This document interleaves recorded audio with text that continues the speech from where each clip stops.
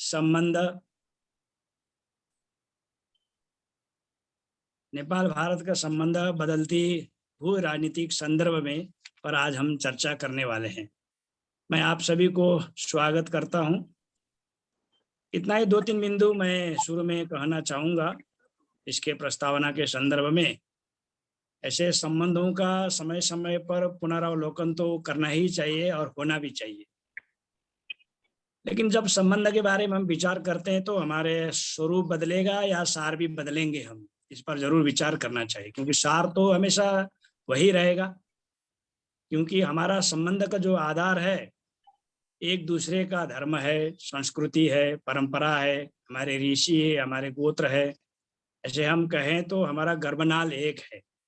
इसलिए हम सामाजिक, धार्मिक, सांस्कृतिक और पारिवारिक आधार से जुड़े हैं। हमारा संबंध है यह यथावत रहेगा, लेकिन समय के संदर्भ में कुछ स्वरूप तो जरूर बदलेगा। इसलिए भगवत गीता में भी कहा है कि समय समय पर धर्म पर ग्लानि होगी, यदा यदा होगा, और मैं भी युगे युगे बार बार आऊंगा। एक बार होगा ऐसा नहीं कहा उन्होंने, बार बार होगा। तो बार बार होगा तो जब स्थापना करने आएंगे तो पुराना जैसा था हूबहू वही मैं करूंगा ऐसा नहीं कहा होगा उन्होंने। स्वरूप जरूर बदलेंगे लेकिन सार वही रहेगा। इसलिए हमारे संबंधों में भी खटास, खट्टे मीठे अनुभव तो आते रहेंगे, लेकिन हमारा सार जैसे मैंने कहा वही रहेगा। तो हमारा जो सज्जन समाज है, जैसे ARSP भारत के तरफ से, नीति अनुसंधान, अन्य भी जो समाज के सज्जन जो समूह है, इनका बारंबार प्रयास होते रहना चाहिए और जरूरी है। समाज में हम जैसे सज्जन लोगों का एक प्रहरी की भूमिका में, एक डिटरेंट की भूमिका में रहना है। संबंधों का सही अर्थ में, सही मायने में आगे बढ़े। तो इसीलिए इसका एक बार करके थकने का विषय भी नहीं है और एक बार करके अपने दायित्व का इतिश्री करने का विषय भी नहीं। ये बार बार करते रहना पड़ता है और लगातार निरंतर करना पड़ता है। इसीलिए यदा यदा और युगे युगे कहा है। तो संबंध, जैसे मैंने कहा कि जब समय के परिस्थिति के हिसाब से कुछ विषय स्वरूप बदलते हैं, तो हमारे यहाँ शास्त्रों में कहा भी है कि तातस्य कूपोयमिति ब्रुवाणा, ऐसे कहते हैं कि हमारे तात ने, दादाजी ने ये कुआं खोदा था, इसका पानी नमकीन है, खारा है, मैं वही पीऊंगा, मैं बदलूंगा नहीं। ये तो कायर व्यक्ति कहता है। तो समय तो बदलता है, उस हिसाब से हमारे जैसे बाहर के आवरण जरूर बदलेंगे।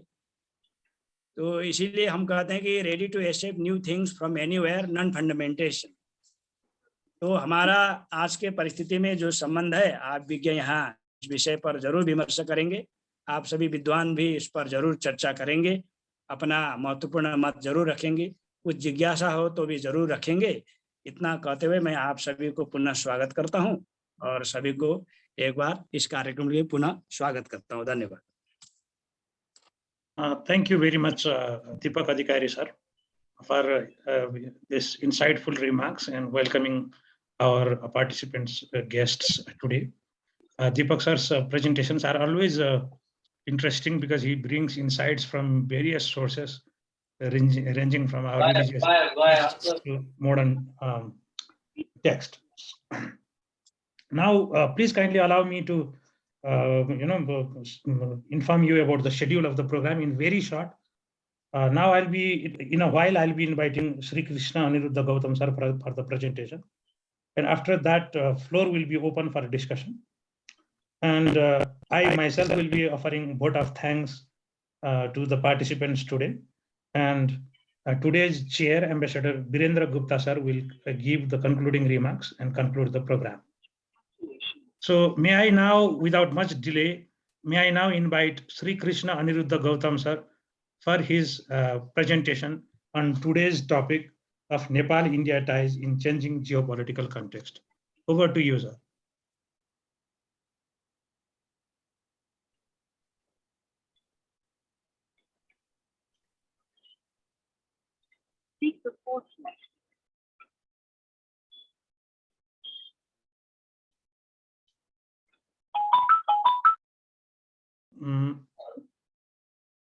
Gautam sir, you are still mute, sir. So I think you should unmute yourself or someone there in host.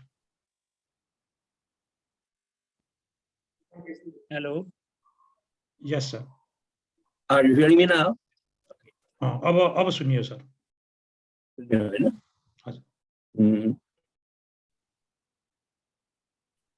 Namaskar, Ambassador Birendra Gupta ji, for presiding this session, and Deepak ji and Tiwari ji. I extend my hearty namaskar to you all. The topic today, Nepal-India ties in the changing geopolitical context. Despite what I think is that despite change, are you hearing me? Laptop ma ke boy and Yes, we are able to hear you, sir. I think the others should mute themselves, or host should do it. Okay, sir. Sir, please proceed. Shall I continue? Yes, sir. Please, sir. Despite change in geopolitical context used to change decade by decade, or in 5 years, or even in 1 year also. So does that completely affect our relationship, Nepal-India relationship, as what how close we are and how our ties are integrated with each other? I don't think that changes in the context only makes us to think so seriously on the matter. Because Nepal-India ties go much of the time unaffected despite changes in the global scenario. You see that when during the Cold War, though the relation between the superpowers was so strained, and even China and India relations were at loggerheads. Despite that, Nepal-India relation was not that affected or worstly affected. For both celebrate a shared civilization built upon the geography. The important factor is built upon geography, and not only geography, but culture and ties and peoples. This culture is built upon the peoples. When two people are one, they share how people are one. कैसे लोग एक समान है, क्योंकि ऐसा है, देखिए, विश्वनाथ जी की बात हुई या पशुपतिनाथ जी की बात हुई, या उस तरफ केदारनाथ की बात है, इस तरफ पशुपतिनाथ की बात है, या डोलेश्वर महादेव की बात है,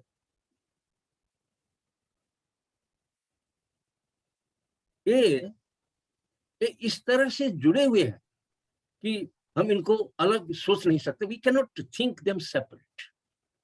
We cannot think us separate. Though we are separated by political boundaries. And political boundaries certainly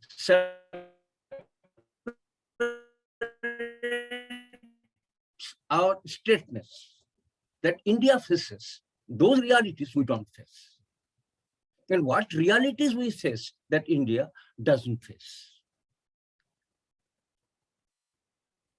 अभी मैं एक नए कंटेक्स्ट पे आता हूं कि अभी हमारे प्रधानमंत्री का भारत भ्रमण हुआ. ये भारत भ्रमण जो है बिल्कुल प्रचारित नहीं था, बहुत दिनों से इस पर चर्चा नहीं हो रही थी. अचानक से ये भारत भ्रमण हुआ, और मैं चाहता हूं और मैं कहता भी रहता हूं, और लोगों से हमारी ये चर्चा भी होती रहती है कि हमारे दो प्रधानमंत्रियों के बीच में बहुत लंबे समय से तैयारी करके यात्रा करने की, भ्रमण करने की आवश्यकता नहीं है. हम शॉर्ट नोटिस में भी कर सकते हैं.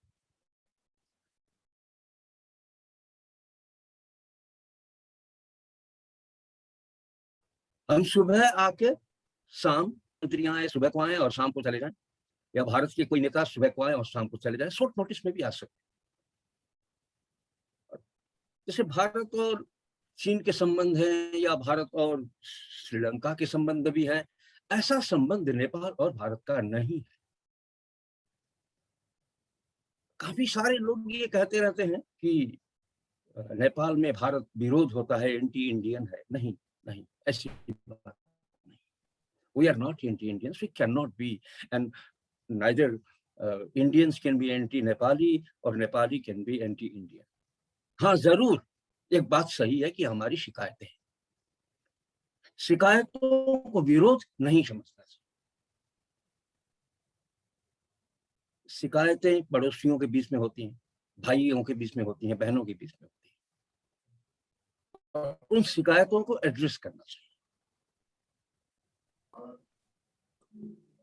जैसे मैं आपको अभी थोड़ी दिन पहले हमारे प्रधानमंत्री गए और सबसे एक चर्चा ये हुई कि हमारे प्रधानमंत्री जी सिर्फ प्रधानमंत्री से नहीं मिले या वहाँ के ऑफिशियल्स से नहीं मिले, मगर साथ साथ में बीजेपी के हेडक्वार्टर भी गए। तो बीजेपी के हेडक्वार्टर के बारे में काफी चर्चा हुई यहाँ पर कि क्यों नेपाल के प्रधानमंत्री एक पॉलिटिकल पार्टी के ऑफिस में गए। अभी जाना प्रारंभ हुआ, मेरा तो मानना यह है कि बहुत पहले से ऐसा होना चाहिए था। जैसे नेपाल कम्युनिस्ट पार्टी, जब हमारे प्रधानमंत्री केपी शर्मा ओली जी बीजिंग गए तो चाइनीज कम्युनिस्ट पार्टी के ऑफिस में गए। चाइनीज कम्युनिस्ट पार्टी के साथ में नेपाल कम्युनिस्ट पार्टी के बीच में अंतर्क्रियाएं हुई, संवाद हुए। अब इस पर तो बहुत बड़ा बखेड़ा किसी ने नहीं किया। अभी जब शेर बहादुर देवबा जी बीजेपी के ऑफिस में गए तो बिल्कुल मर्यादाओं का भंग किया, पोर्टफोलियो उसको नहीं माना, मर्यादा नहीं माना, प्रोटोकॉल को नहीं माना, ऐसा सब कुछ। हाँ, कुछ ऐसा भी हो सकता था कि कुछ सतर्कता अपनाई जा सकती थी, जैसे कि शेर बहादुर देवबा जी नेपाली कांग्रेस के सभापति हैं, तो नेपाली कांग्रेस के सभापति के रूप में अगर बैनर लगते तो इसमें विवाद नहीं होता। प्रधानमंत्री के रूप में हो गए, लेकिन इसमें प्रधानमंत्री के रूप में भी जाते हैं तब भी आपत्ति नहीं होनी चाहिए। एक दूसरी चर्चा हुई, क्यों भारत में तो बहुत सारी पार्टियां हैं, केवल बीजेपी के ऑफिस में क्यों गए, इंडियन नेशनल कांग्रेस के ऑफिस में क्यों नहीं गए, दूसरे पॉलिटिकल पार्टी के ऑफिस में क्यों नहीं गए। अब ये प्राथमिकता तय करने वाले का संदर्भ होता है, समय होता है। प्राथमिकताएं दो देश तय करती, हमारी आकांक्षा हो सकती है, हमारी अपेक्षाएं हो सकती है, लेकिन सारी अपेक्षाएं पूरी नहीं होती। तो जो अभी प्रारंभ हुआ कि जिस तरह का आदान प्रदान अभी प्रारंभ हुआ है, इसकी निरंतरता होनी चाहिए। एक दूसरी बात यह है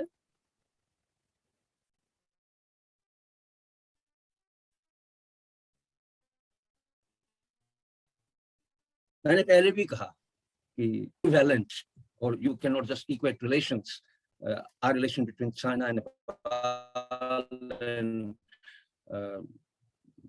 इंडिया के साथ में, भारत के साथ में हमारे संबंधों की तुलना नहीं करनी चाहिए।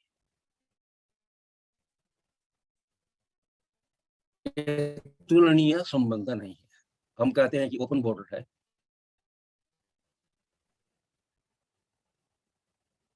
ओपन बॉर्डर तो कहीं नहीं लिखा गया है।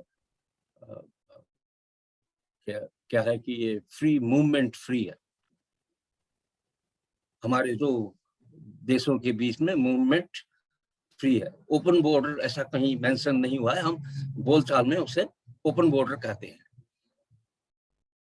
ओपन बॉर्डर का मतलब है we are open hearted also, हमारे हृदय खुले हुए, हम एक दूसरे के लिए वेलकमिंग। मैं थोड़ा यही उलझ रहा हूं, जरा बाहर जाता हूं। अभी ग्लोबल सिनारियो जो है आज से 1 महीने पहले या 2 महीने पहले जैसा नहीं है। यूक्रेन में रशियन एग्रेशन के बाद में या यूक्रेन और रशियन के कॉन्फ्लिक्ट के लिए शब्दावली कभी हम इन्वेजन कह रहे हैं, कोई इन्वेजन नहीं कह रहा है, कोई एग्रेशन कह रहा है, कोई एग्रेशन नहीं कह रहा है। जो मैं शब्दावली प्रयोग करता हूं कॉन्फ्लिक्ट, रशियन और यूक्रेन के बीच में जो कॉन्फ्लिक्ट है, उस कॉन्फ्लिक्ट में भारत का अपना पोजीशन है और नेपाल का अपना पोजीशन। भारत का अपना पोजीशन अपने कारण से, अमेरिका से हमारा संबंध पिछले दिनों में काफी चर्चा में आया एमसीसी के बाद में, और अमेरिका के हमारे सुधरते संबंधों के आगे चीन को यह पसंद नहीं आया और चीन ने ऑफिशियली ओपनली जो अमेरिकन प्रोजेक्ट है उस अमेरिकन प्रोजेक्ट को ना लेने के लिए दबाव दिया। इस पर मुझे खुशी यह है कि India maintained silence through out. काफी लोगों ने यह भी कहा कि क्या भारत पूरी तरह से माइनस हो गया है नेपाल के अफेयर में, कंप्लीटली जो स्टेक भारत पहले रखा करता था अभी वो स्टेक भारत का नहीं है। Is India completely silence to Nepali affairs? संभवतः मुझे ये लगता है कि डिप्लोमेसी की अपनी भाषा होती है कि एमसीसी के बाद में या फिर चाइनीज फॉरेन मिनिस्टर आए और चाइनीज फॉरेन मिनिस्टर के बाद में प्रधानमंत्री का विजिट हुआ, दिल्ली विजिट हुआ। तो इसके कुछ अर्थ हो सकते हैं। अब इन अर्थों को किस तरह से इन संबंधों के दरमियान प्रयोग किया जाता है, ये देखना बाकी कि एक कॉन्सिक्वेंशियल है, या जैसे एमसीसी पास हुआ और एमसीसी के बाद में चाइनीज फॉरेन मिनिस्टर आए और चाइनीज फॉरेन मिनिस्टर के बाद में प्रधानमंत्री जी, हमारे प्रधानमंत्री जी भारत के हैं। क्या इसमें संबंध है? इन तीनों में कुछ संबंध है? Wasn't think so. India was observing the unfolding in Nepal. Then India acted. और नेपाल और अभी हमारा जो चाइना के साथ में जो संबंध है, एमसीसी के बाद में बीआरआई और एमसीसी दोनों के हम सिग्नेटरी। तो हमारा पोजीशन जो है, हमारा पोजीशन एक प्रकार से कि देखिए, एड हम, लोन हम इकोनॉमिक ग्रोथ के लिए हम चाइना से भी लेंगे, अमेरिका से भी लेंगे, लेकिन हमारे जो संबंध भारत के साथ है ये अमेरिका या चाइना के साथ में रिलेशन के कारण अफेक्ट नहीं करेगा।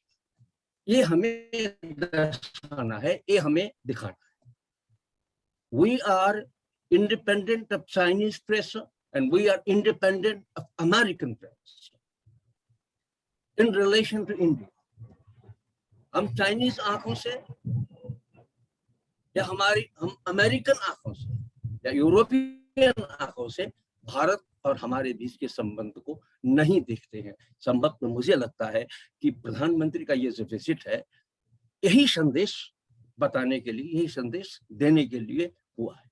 पॉलिटिकली आई सी और डिप्लोमेटिकली आई सी। आप सभी लोग ज्ञानी हैं इस मामले में, आप लोगों को भी पता होगा, लेकिन मेरा मानना यह है कि जो घटनाएं हुई अमेरिका और चीन के बीच में, अमेरिका और चीन के बीच में हम फंसे हुए थे। एक समय ऐसा था कि टाइट रॉप में हम चल रहे थे। लोगों को लग रहा था कि अगर हम एमसीसी पास नहीं करते हैं तो हम चाइनीज फोल्ड में चले गए। लोगों को ये मैसेज मिलता, लोगों को ये लगता कि we have shifted to China because we are already BRI signatory the signature project of Xi Jinping.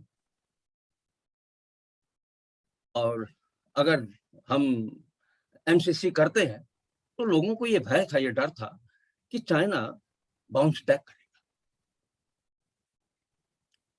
एक टेलीविजन इंटरव्यू में मैंने कहा कि बाउंस बैक नहीं करेगा, क्योंकि बुरा ना माने, डिप्लोमेटिक रिलेशंस में ऐसी बातें नहीं करनी चाहिए, लेकिन China today is basically a trader.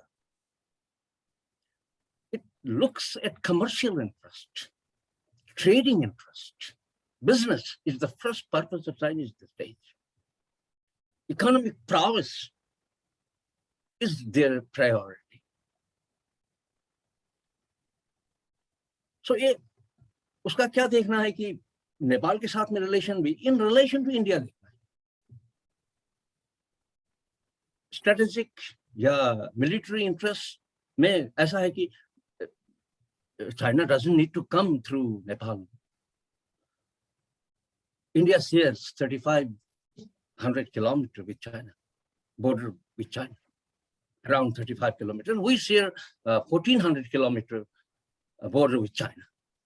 So if India and China have to come in the at the loggerheads, they don't need Nepal at all. They have their own territory, bordering territory. इसलिए इस scenario में बहुत ज्यादा role Nepal का नहीं है. Yes, एक तरह से हम सोच सकते हैं कि we are situated in the north of the Hindi heartland, most populous states of India. अगर नेपाल के अंदर कुछ गतिविधियां, बहुत ज्यादा गतिविधियां होती हैं, तो ये कंसर्न, सिक्योरिटी कंसर्न में नेपाल को ज्यादा ध्यान देना पड़े. तो मुझे लगता है कि हम काफी सेंसिटिव हैं इस मामले में. कंसर्न इंडियन सिक्योरिटी के कंसर्न में हम काफी वो है. दूसरे जो संबंध है हमारे, जो फाउंडिंग रिलेशंस हैं हमारे, जैसे कल्चरल, रिलीजियस, ज्योग्राफिक, सिविलाइजेशनल, ये हमें क्या करते हैं कि पॉलिटिकल और डिप्लोमेटिक रिलेशन को एक इम्पेटस देते हैं. We should, these are the soft power, cultural, religious और civilizational जो relations हैं हमारे, these are our soft power between our two countries, between our two people. बहुत कम लोगों को ये जानकारी है कि so many, very less people know in Nepal, particularly in Nepal, that there are around 1 crore Nepali speaking people in India, residing in India. And they are also soft power. And they won't allow Nepal to go completely antagonistic to India. And they won't allow India to go completely antagonistic to Nepal. क्योंकि जो संबंध दोनों देशों के बीच में है या security reasons, ये डिसाइड नहीं करते. मेरा एम्फोसिस यही है कि यस, गिवन ये सब चीज है, लेकिन हमें सतर्कता तब भी अपनानी चाहिए. एक क्या है कि टेकन फॉर ग्रांटेड यही होगा, फ्यूचर में यही होगा, ऐसा भी यही होगा. We shouldn't be convinced on that type of logic, but we should be conscious or cautious of the unfoldings. क्योंकि जब जनरेशनल चेंजेस आते हैं, जनरेशनल चेंजेस के बाद में इन सब बातों को भी अपग्रेड करते जाना पड़ता है. अभी तक ठीक है, लेकिन आगे आने वाले समय में engagement from the both sides. अब जियोपॉलिटिकल कॉन्टेक्स्ट में चेंजिंग जियोपॉलिटिकल कॉन्टेक्स्ट में नेपाल और इंडिया के रिलेशन, एक बात मैंने कही कि yes we have a very stable relation given at the people's level, people to people level, लेकिन परसेप्शनल लेवल में तब के और अब के बीच में अपडेटेड होने चाहिए। मैं दो तीन बातें और कहता हूं आपको, इस पर आप विचार कीजिएगा। कभी ऐसा वक्त था कि आप काठमांडू से प्लेन में सफर करते थे और दिल्ली में उतरते थे, तो आपको कुछ भी नहीं दिखाना पड़ता था। नेपाली है कह दिया, आप एयरपोर्ट से बाहर जा सकते थे।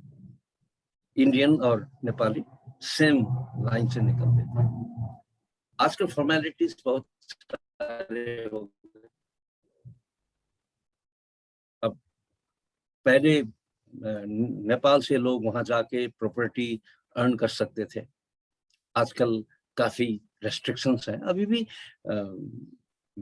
in terms of treaty, Nepalese national can decide or earn property in India, लेकिन अभी formalities काफी ज्यादा हो गए। तब कैसे formalities नहीं थे।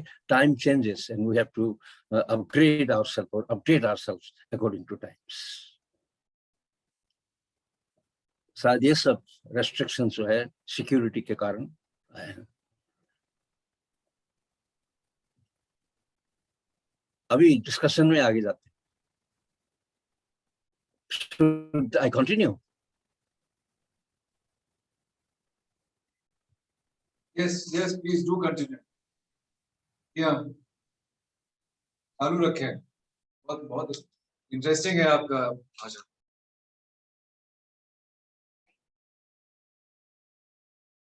थोड़ा सा डिस्कशन करते हैं।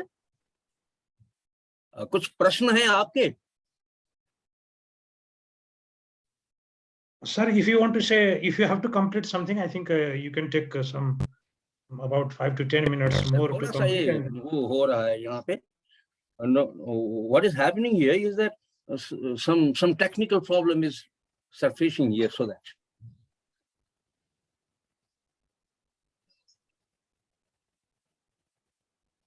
अभी मैं थोड़ा सा एक जिज्ञासा रखना चाहता हूं कि भारत के लोगों के साथ एक जिज्ञासा रखना चाहता हूं।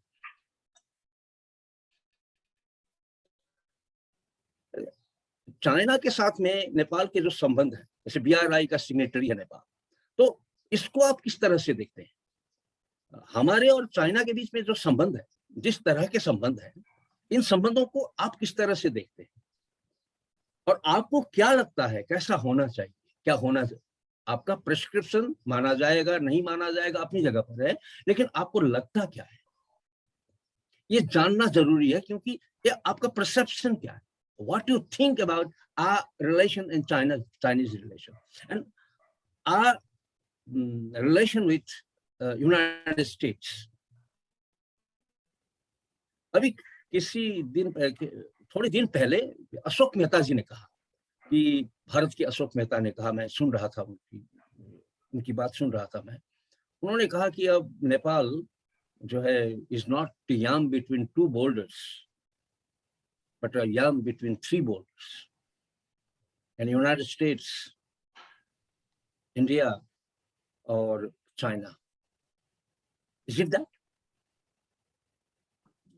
क्या यूनाइटेड स्टेट्स का स्टेक इतना ज्यादा नेपाल के अंदर बढ़ गया है? क्या आपको ऐसा लगता है MCC के बाद में? क्योंकि यूनाइटेड स्टेट्स का जो एड्स है वो तो बहुत पहले से दूसरे शीर्षकों में, दूसरे टाइटल्स में आता रहा है। It is not the first time that United States has given financial assistance to Nepal. We have more than 70 years relation with the United States. China का assertiveness बढ़ा है सिर्फ नेपाल में नहीं. This is happening in Bangladesh, this is happening in Sri Lanka. You know what is the situation in Sri Lanka, and we are much cautious of that also. Now, after what is happening in Sri Lanka, and जिस तरह से श्रीलंका ऋण में डूब गया है और आर्थिक संकट वहां आ रहा है, इससे हम ज्यादा कंसस और कसस भी हो गए। लेकिन चाइनीज का जो इकोनॉमिक एक्सपेंशन या स्ट्रेटेजिक एक्सपेंशन जो है वो बियॉन्ड नेपाल्स कंट्रोल।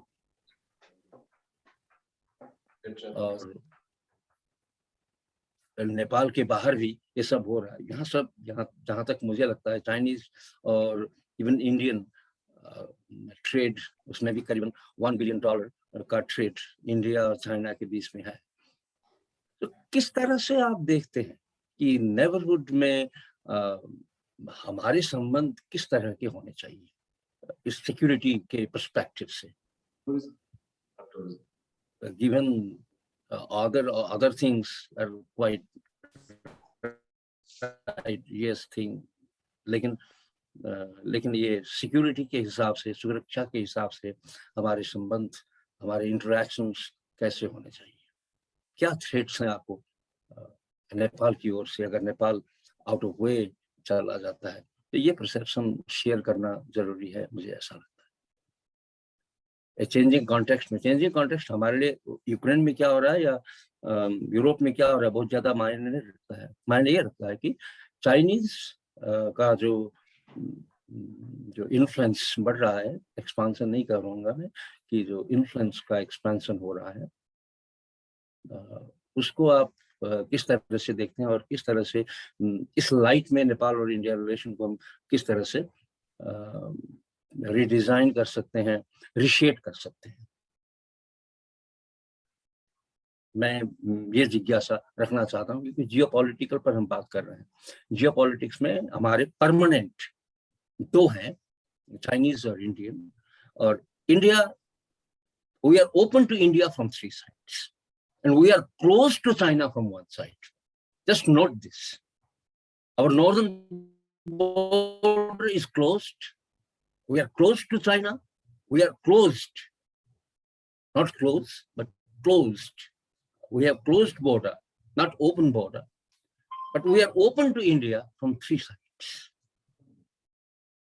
ये ओपन अपनी जगह पर बहुत अच्छा भी है और ये ओपन थ्रेट भी।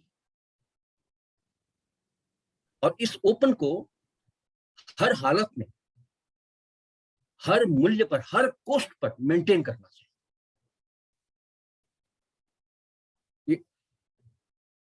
ऐसा नजारा, इस तरह का जो संबंध है दो देशों के बीच में, संबंध तो मुझे लगता है संसार में दूसरे देशों में ऐसा संबंध नहीं है जैसा नेपाल और भारत के बीच में ओपन संबंध, ओपन फ्रॉम 3 sides। और दूसरी एक सूचना मैं शेयर करना चाहता हूं जो आप लोगों को भी पता है कि काफी लोग ये कहते सुना जाता है कि यस हमारा ये भारत के साथ में रोटी बेटी का संबंध है, साउथ के साथ में, बिहार के साथ जुड़ा हुआ या यूपी के साथ जुड़ा हुआ। सिर्फ ये नहीं है, हम सिक्किम के साथ भी जुड़े हुए हैं, हम दार्जिलिंग वेस्ट बंगाल के साथ में भी जुड़े हुए हैं, हम उत्तराखंड के साथ भी जुड़े हुए हैं। रोटी बेटी का संबंध सिर्फ दक्षिण की ओर नहीं है, यूपी और बिहार के साथ में नहीं है। हमारा रोटी बेटी का संबंध, चावल और दाल का संबंध सिक्किम के साथ भी, दार्जिलिंग के साथ भी, उत्तराखंड के साथ भी, यूपी के साथ भी, बिहार के साथ भी है, पश्चिम बंगाल के साथ भी। हम आपके 5 प्रदेशों से जुड़े हुए हैं। और इस पर्सपेक्टिव से क्या हमने कभी सोचा है? हमारा संबंध सिर्फ दिल्ली से नहीं है, हमारा संबंध नैनीताल से भी है, हमारा संबंध देहरादून से भी है, हमारा संबंध लखनऊ से भी है, बरेली से भी है, पटना से भी है, सिलीगुड़ी से भी है, दार्जिलिंग से और गैंगटॉक से भी। तो हम भारत के 5 प्रदेशों के साथ, 5 राज्यों के साथ जुड़े। क्या कभी हमने इस तरह से सोचा है? क्या हमने कभी उत्तराखंड और नेपाल के बीच में, नेपाल के सुदूर पश्चिम और कर्णाली के बीच में कोई अंतरक्रिया करवाई है? हम पीपल टू पीपल रिलेशन, रोटी बेटी का संबंध, चावल दाल का संबंध तो कहते हैं, लेकिन कभी हमने ये इनिशिएटिव लिया है कि उत्तराखंड और सुदूर पश्चिम और कर्णाली प्रदेश के बीच में संवाद हो, अंतर्निर्भरता के बारे में चर्चा हो? क्या हमने कभी ऐसा डिजाइन किया है? उत्तर प्रदेश और हमारा लुम्बिनी प्रांत के बीच में या कर्णाली प्रांत के बीच में संवाद हो, आदान प्रदान,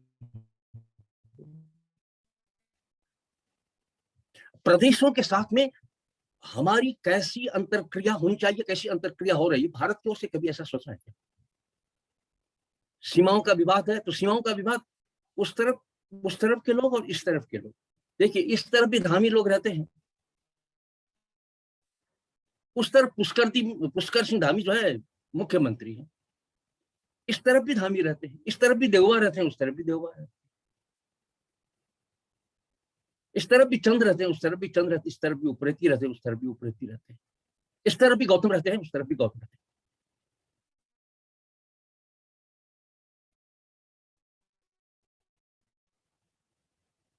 आर वी सेपरेट? सिर्फ पॉलिटिकल बाउंड्री भी हमें सेपरेट कर रही है, और इस सेपरेटनेस को क्या हम बढ़ा रहे हैं या वननेस को हम प्रवर्धन कर रहे हैं? वननेस को प्रवर्धन करने के लिए मैं एक नुस्खा देता हूं, एक सजेशन देता हूं कि हम अब भारत के 5 प्रदेशों के साथ भी, नेपाल को भी निश्चित कि भारत के 5 प्रदेशों के साथ में नेपाल के प्रदेशों की अंतरक्रिया होनी चाहिए, सघन अंतरक्रिया होनी चाहिए। सिर्फ दिल्ली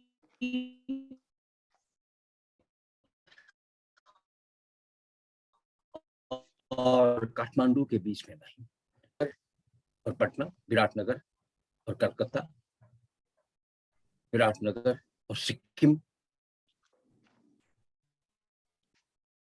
गैंगटॉक के बीच में भी होना चाहिए, लखनऊ और लुम्बिनी के बीच में भी होना चाहिए।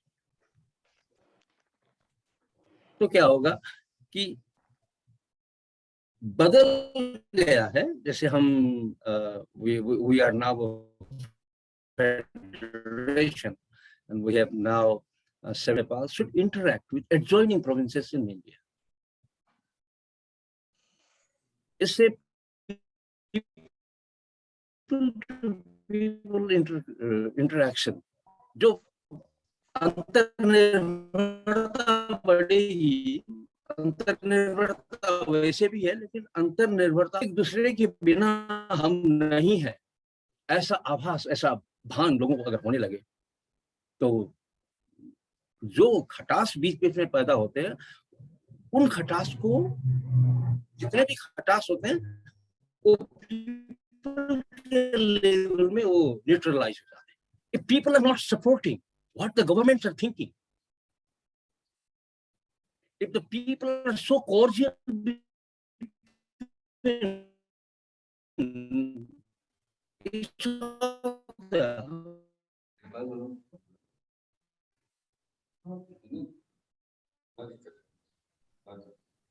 political parties may at times come. Very balanced.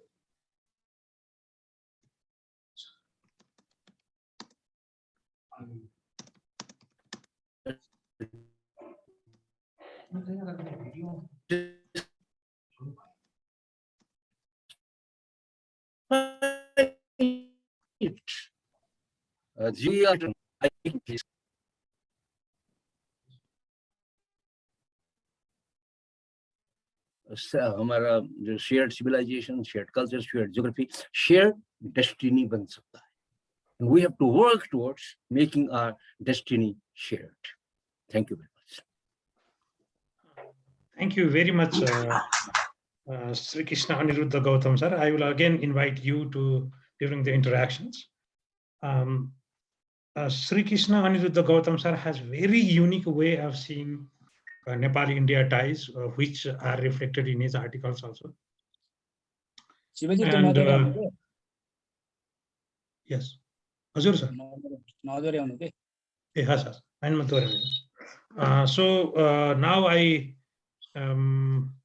now the floor is open, and as Sri Krishna sir, Gautam sir has already said, the interactions would be more meaningful if there are opinions from both sides, from Nepali side and Indian side. So this interaction would be more interactive because Sri Krishna Gautam sir has already said what he had to say. Now let's open the floor. Thank you, Shiva. Now I'll take it from here. Okay, sir. We will begin with some remarks by our Secretary General, Shri Marande ji, because he has to leave also very shortly. So before he leaves, I want him to say a few words.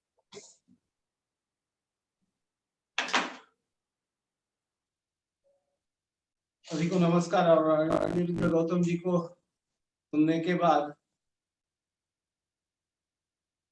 कारण उन्होंने बहुत अच्छा cover किया है, वो मेरी इच्छा ऐसी थी कि भारत के प्रेस में और चर्चाओं में नेपाल के प्रधानमंत्री जी भारत आए हुए हैं, उसको लेकर काफी पॉजिटिव एक्सप्रेशन रहा है। एंड आई ओनली होप ऐसे ही नेपाल में होता होगा। उस पर थोड़ा बाद में आप प्रकाश डाले, लेकिन इस बार उनकी जो भारत भेंट हुई, जिनसे मिलना चाहिए, एक्सटर्नल अफेयर्स से मिले, प्रधानमंत्री जी से मिले, नरेंद्र मोदी जी से मिले, और आपने बराबर उल्लेख किया कि भारतीय जनता पार्टी के हेडक्वार्टर को भी जाकर आए।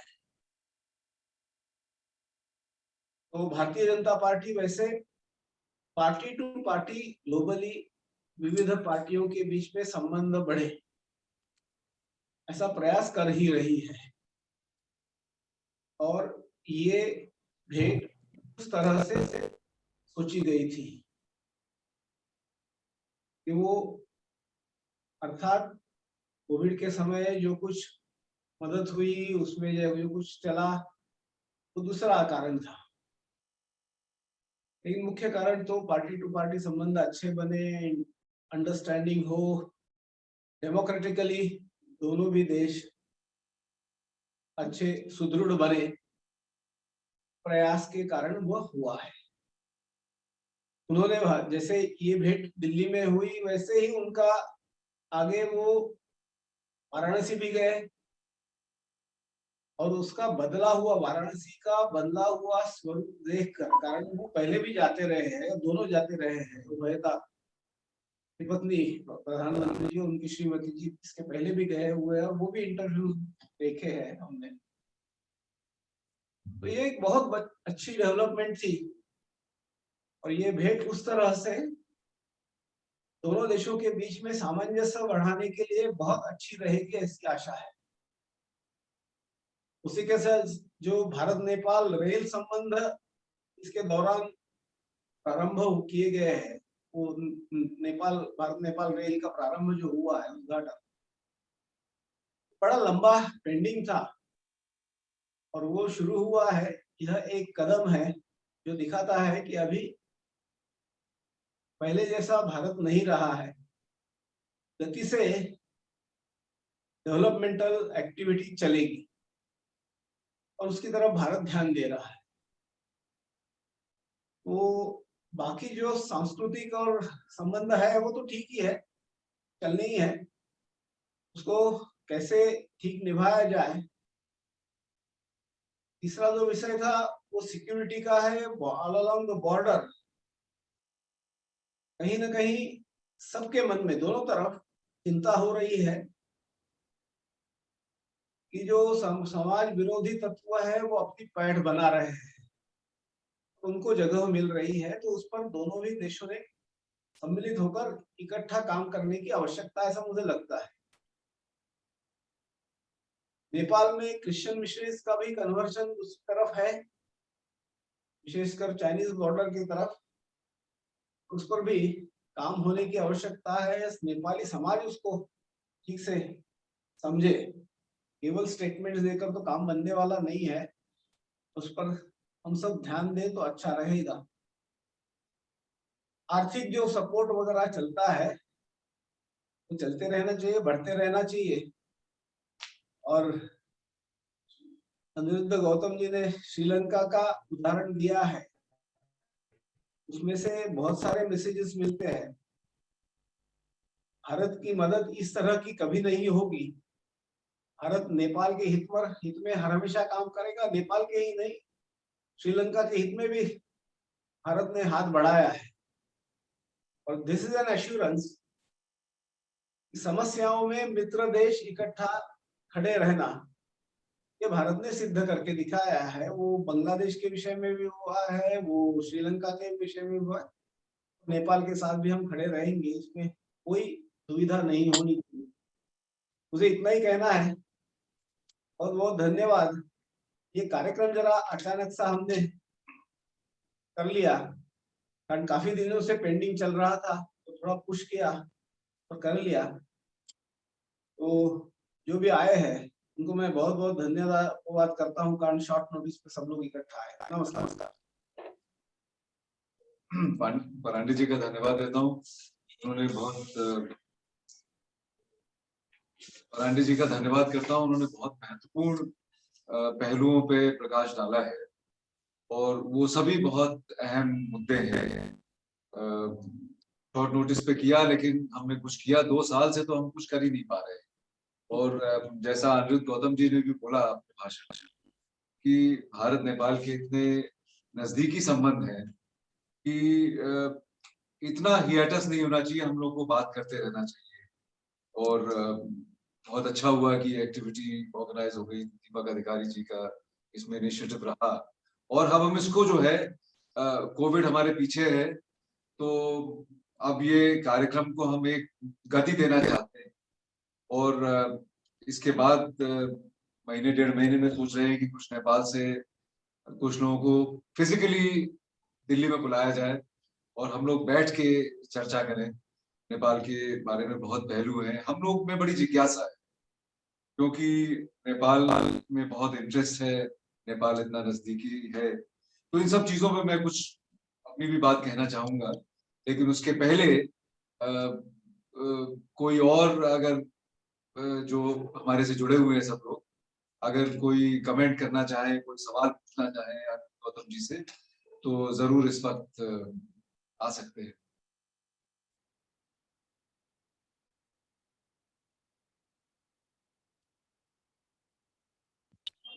कोई सर, अगर आपकी इजाजत हो तो मैं अमित गुप्ता, मैं अमित छोटी सी जी बोले आप प्लीज।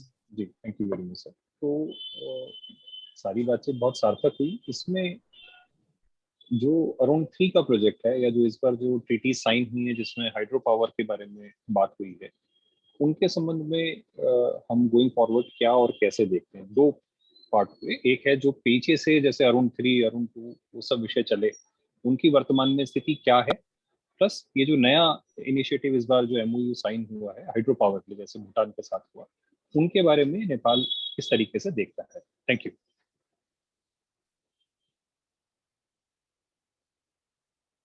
कोई और सवाल है?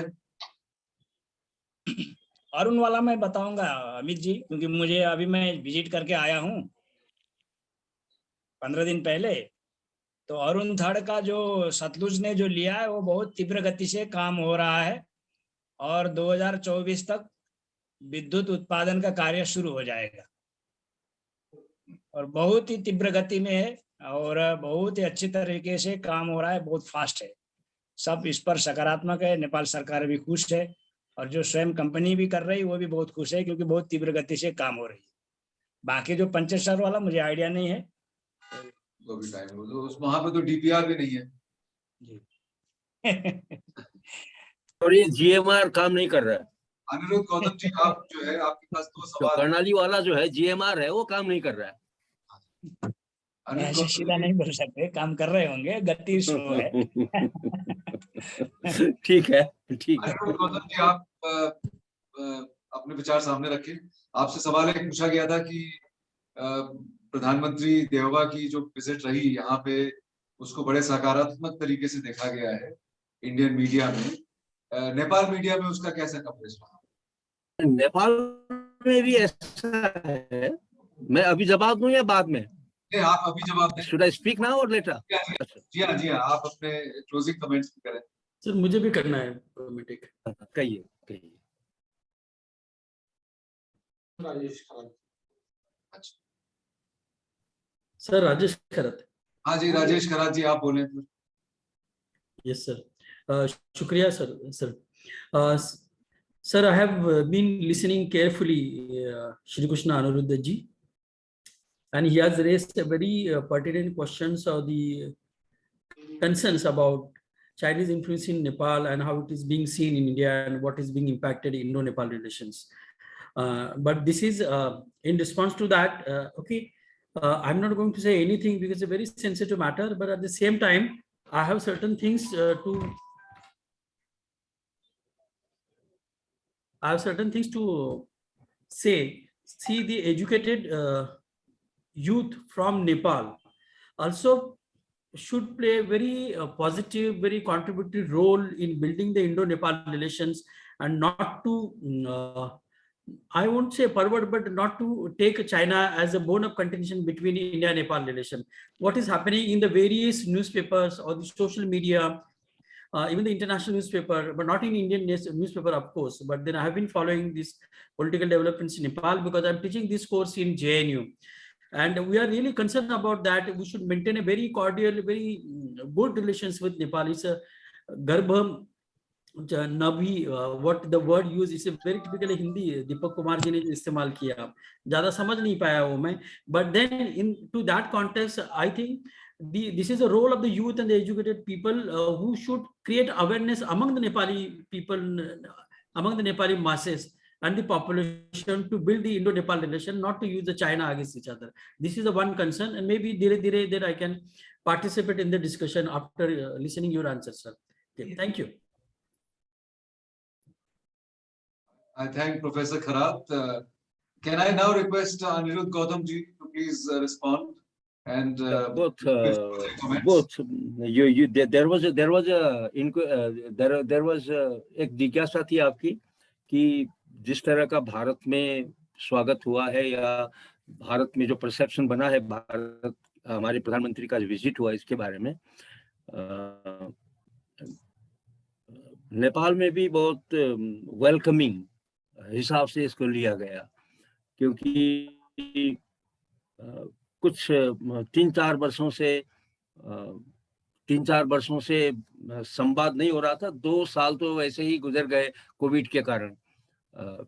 दैट इज अंडरस्टूड, ये सबको अंडरस्टूड है। लेकिन हाँ, कुछ ऐसे कुछ क्या बोलते इरिटेंट्स हमारे बीच में आ गए थे जिसके कारण संवाद सहज नहीं हो रहा था। There was no interaction, so easy interaction between the two countries. लेकिन अभी जब प्रधानमंत्री का विजिट हुआ, विजिट के बाद में जिस तरह का परसेप्शन आया, जिस तरह की धारणाएं बाहर आई और जिस तरह से प्रधानमंत्री जी को भारत में वेलकम किया गया, हमारे प्रधानमंत्री को वेलकम किया गया, इसको बहुत अच्छे जेस्चर में लोगों ने लिया। एक दूसरी बात यह है कि बनारस जाना या काशी जाना बहुत महत्वपूर्ण रहा। अगर काशी की जगह पर किसी दूसरी जगह पर होता, अभी आज के मौके पर इसका दूसरा मैसेज होता। लेकिन काशी के साथ में हमारा जो संबंध है, ये बड़ा प्राचीन और पुरातन संबंध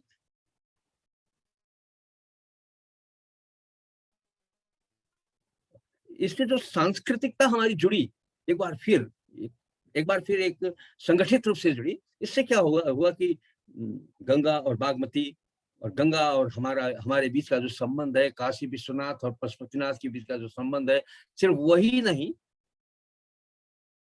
कि प्रधानमंत्री जी ने भी वहां जाके कहा कि हमारे यहाँ एक प्रचलन था पहले, अभी कुछ इसमें कुछ विराम सा आ गया है, पूरा विराम नहीं है लेकिन उस इंटेंसिटी में नहीं होता है, कि लोग वृद्धावस्था में काशी जाते थे, वहां मृत्यु वरण करना या वहां स्वर्गवास होना। और वहां हमारा एक घाट ही है वहां पे, मणिकर्णिका घाट नेपालियों के लिए।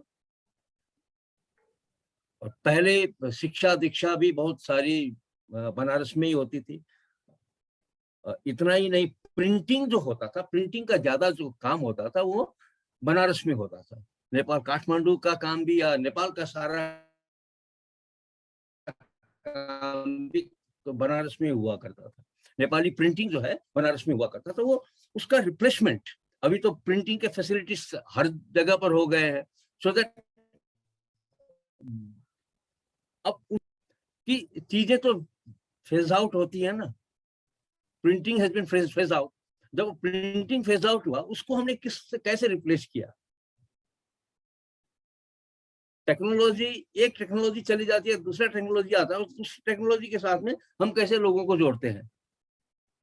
तो ये जो विजिट है, ये विजिट एक नए अवसर को,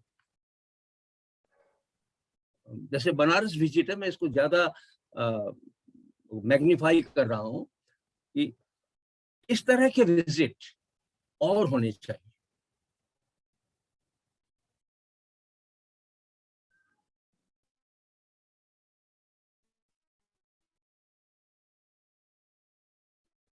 सिर्फ वहां नहीं, जैसे सिर्फ पशुपतिनाथ नहीं, मुक्तिनाथ भी, जैसे पाथिवरा है, मनोकामना है, नेपाल में और भी रिलीजियस सेंटर्स है, और वहां भी जाना चाहिए और उसको भी रिकॉग्नाइज करना चाहिए। दैट विल, जैसे शक्तिपीठ नेपाल में काफी है, और साथ साथ में विष्णु मंदिर भी जो है नेपाल में काफी प्राचीन विष्णु मंदिर है, जैसे चांगू नारायण मंदिर है, और पाटन का जो कृष्ण मंदिर है वो है, वहां भी विजिट करना चाहिए। तो इस तरफ और इस तरफ, उस तरफ इसको आगे बढ़ाना चाहिए। और आपकी जो जिज्ञासा थी, बहुत अच्छा इंप्रेशन नेपाल में पड़ा है, पहली बात। दूसरी बात, मिसक्रिएंट हर जगह होते हैं, वहां भी है और यहाँ भी है। और उन मिसक्रिएंट्स ने इस संबंध में जो सुधार हुआ है, जो दिखाई दिया है, जो वेलकमिंग हुआ है, उसमें थोड़ी सी खटास डालने की कोशिश यहाँ भी हो रही है। और करात जी का प्रश्न है कि यंग एजुकेटेड को ज्यादा आगे आना चाहिए संबंध के बीच में, संबंध के बारे में, दो देशों के संबंध के बारे में, इसमें कोई असहमति नहीं है। लेकिन इसके लिए क्या होना चाहिए कि मैकेनिज्म होना चाहिए। We have to have the mechanism to how to get interacted, make interacted with each other, how to make interaction possible between each other, youth of India and youth of Nepal.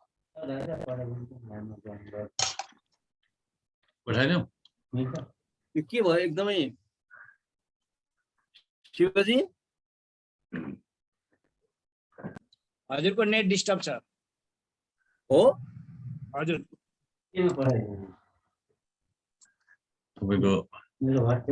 आवाज चाहिँ सुनिरहेको छु म दिनेश जीको। Hello, yes, कताबाट हो यो? त्योमा आइराख्नु भएको छैन? आवाज त आइरहेछ। होइन, कुरा सुन्न पर्यो नि त पहिले चाहिँ। आवाज तपाईको चाहिँ सबै मजाले आएको क्या? ए होइन, खै के भएको?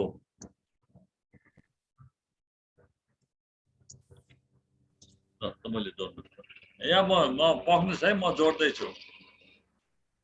ल ल, तपाईले उसमा जोड्नु भएको छैन के भिडियोमा?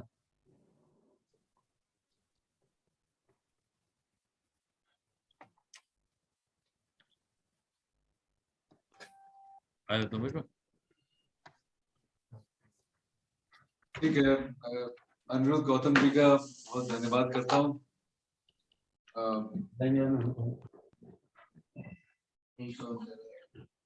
उनका, अनिरुद्ध जी का जो आज प्रेजेंटेशन रहा वो बहुत इंटरेस्टिंग था और हम लोगों को नई नई बातें सुनने का मौका मिला। गौतम जी ने नेपाल इंडिया रिलेशंस की एक फंडामेंटल इश्यूज उठाए हैं जो कि बहुत इम्पोर्टेंट है। सबसे पहले जो उन्होंने बात रखी कि जो टॉपिक हमारा है इंडिया नेपाल टाइज इन दी चेंजिंग जियोपॉलिटिकल डायनामिक्स, उसकी कोई बहुत अहमियत, बहुत इंपॉर्टेंस नहीं है, क्योंकि इंडिया नेपाल के रिलेशंस जो है वो इटर्नल है। कल्चर, रिलीजन, ज्योग्राफी, हमारी हिस्ट्री और इतने नजदीकी संबंध हैं कि जो छोटे मोटे बदलाव आते हैं दुनिया में उससे ज्यादा फर्क नहीं पड़ता है। तो आपने बहुत सही विचार रखा कि इंडिया नेपाल के रिलेशंस जो हैं वो बहुत गहरे हैं और इनहेरेंटली क्लोज रिलेशंस। अब जो है में आपने रखा कि नेपाल जो है वो इंडिया चाइना दो बोल्डर्स के बीच में है, या फिर अमेरिका के आने से एमसीसी का प्रोजेक्ट आपने दस्तखत किए, अमेरिका की मदद होगी। आपने सही कहा कि पहली दफा नहीं है कि अमेरिका मदद कर रहा है। मैं काठमांडू में सन 79 से 82 तक इंडियन एम्बेसी में था और उस वक्त भी अमेरिका की मदद आती थी नेपाल के लिए। तो अमेरिका की मदद कोई नई चीज नहीं है। और क्या नेपाल अब 3 बोल्डर्स के बीच में है? तो मेरा ख्याल है ये जो व्यू है थोड़ा एनाक्रोनिस्टिक हो गया है। आजकल हम किसी भी देश को बोल्डर्स के बीच में या पावर स्ट्रगल में नहीं देखना चाहिए, क्योंकि हर देश जो है वो फ्री है। मल्टी वेक्टोरल रिलेशनशिप्स कि कई देशों के साथ हिंदुस्तान करता है। इंडिया के बहुत अच्छे संबंध हैं चाइना से, बहुत अच्छे संबंध अमेरिका से हैं और साथ में बहुत अच्छे संबंध रशिया से भी हैं, और हमें इसमें कोई विरोधाभास नजर नहीं आता। हम सबसे अपने अच्छे रिलेशंस बनाना चाहते हैं अपनी परिस्थितियों को देखते हुए। हम किसी दुनिया में किसी कोने में कोई चीज हो रही है उसको केंद्र बिंदु नहीं बनाते। हम अपने रिलेशंस इन कंट्रीज से यूक्रेन में जो डेवलपमेंट हो रहा है उसके परिप्रेक्ष्य में नहीं देखते। हमारे रशिया से रिलेशंस बहुत पुराने हैं और सिर्फ यूक्रेन में एक डेवलपमेंट हो रहा है जिसपे हमारे को बहुत फर्क भी नहीं पड़ता है। तो हमारे संबंध हर देशों के, अब जो हम अपने लिए समझते हैं वो हम नेपाल के लिए भी समझना चाहिए।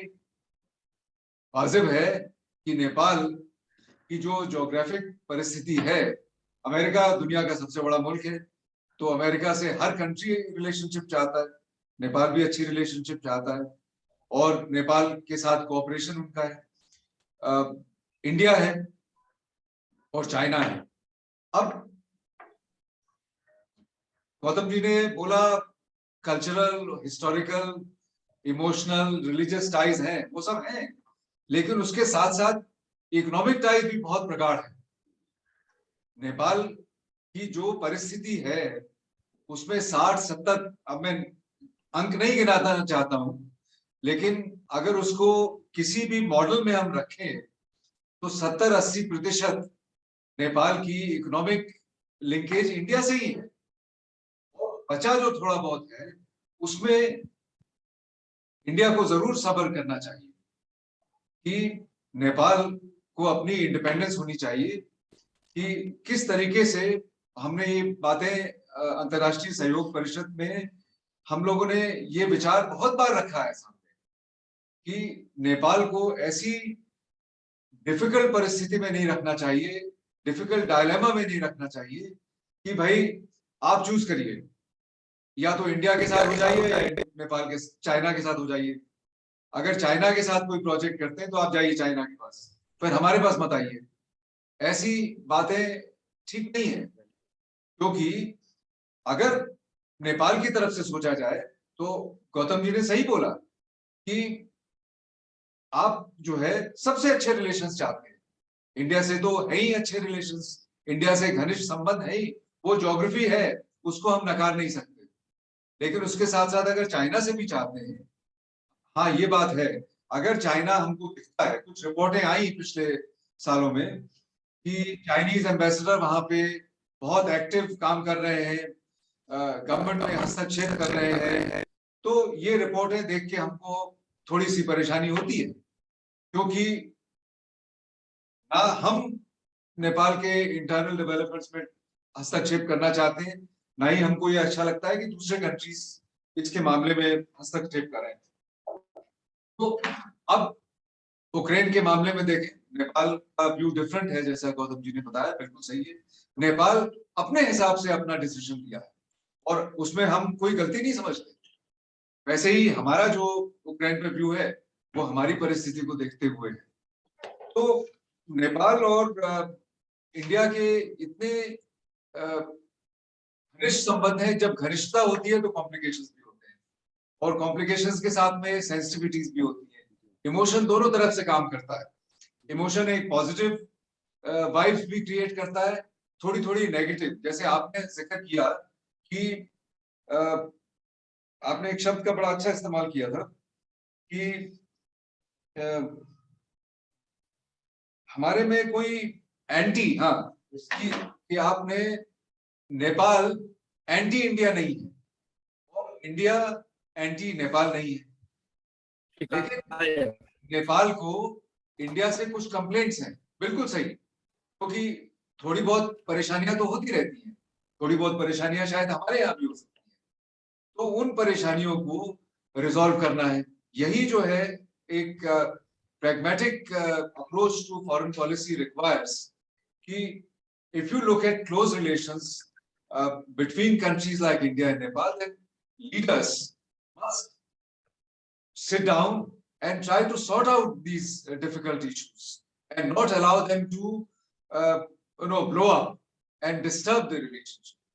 तो परेशानियां आएंगी, कई बार सब बहुत सारे परेशानियां अभी भी हैं और बाद में भी आएंगी, लेकिन उस परेशानियों को हम कैसे रिजॉल्व करें। तो आपकी अनिरुद्ध गौतम जी, आपको फिर से धन्यवाद देना चाहता हूं। आपने इन बहुत इंपॉर्टेंट पहलुओं पे, क्योंकि जो इंडिया नेपाल के रिलेशंस हैं, हम निटी ग्रिटीज की बात कर सकते हैं। हम जो बढ़ता हुआ हमारा हाइड्रो पावर सेक्टर में, जिसमें कि बहुत पोटेंशियल है, और पिछले कुछ दशकों में हमने प्रोजेक्ट बनाए, हमने कुछ सोचा, लेकिन हमने काम बहुत धीमे किया।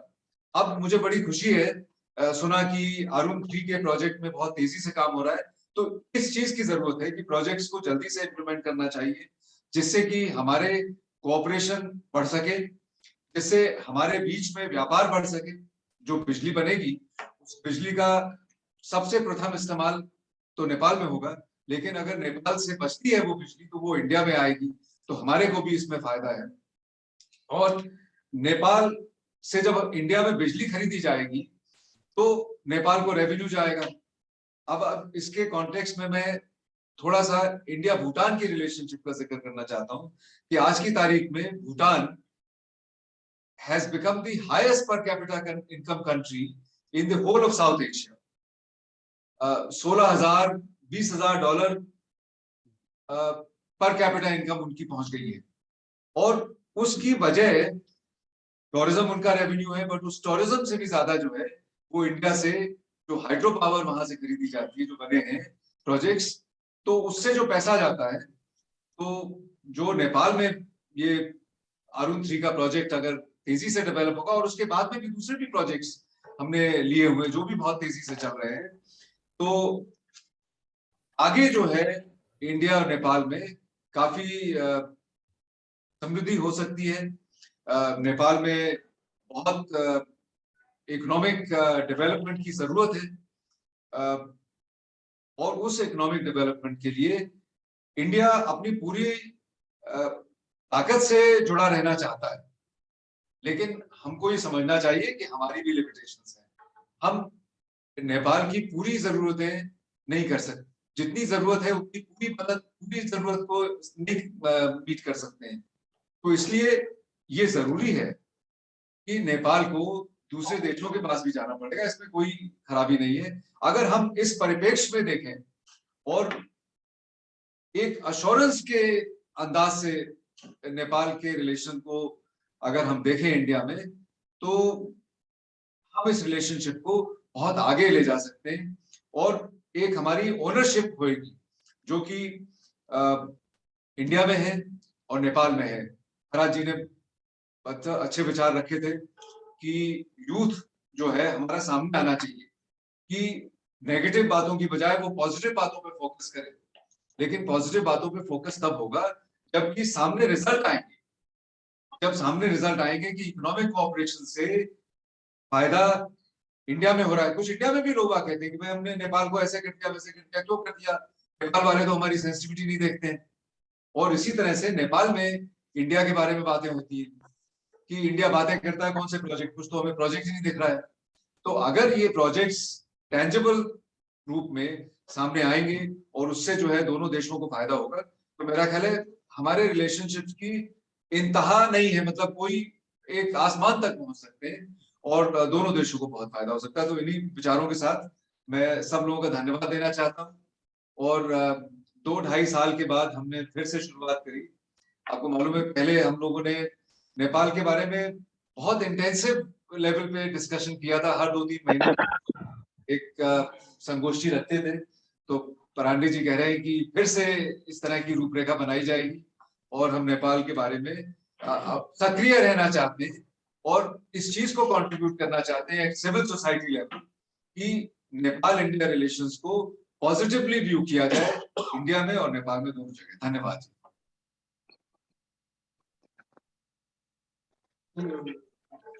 अच्छा सॉरी, शिव जी का वोट ऑफ थैंक्स प्रेजेंट करें साहब। Thank you, sir, for this opportunity. First of all, I would like to thank अंतर्राष्ट्रीय सहयोग परिषद Bharat and Niti Anusandhan Pratishthan for jointly organizing such an interesting debate on very contextual and relevant issue. So today's chair, Ambassador Birendra Gupta sir and Dr. Deepak Kumar Adhikari sir from Nepal Niti Anusandhan Pratishthan. And I would also like to thank Sri Krishna Aniruddha Gautam sir for very insightful presentation. His insights on Nepal-India relations are very much interesting because they are not based on, as he usually argues, on Western ways of seeing Nepal-India relations. We need to see Nepal-India relations from different perspective, using different language. Not language means not in terms of the languages that we speak, but the pedestal on which we should stand. And I would also like to thank all the participants today for this insightful comments, for being there to listen to these insightful presentations, discussions on Nepal-India relations. And we hope, I have certainly learned new things from today's discussion, and I hope every one of us does the same. I would like to thank again everyone there for this precious participation. Thank you, sir. Thank you. Thank you. Namaskar. Namaskar. नमस्कार।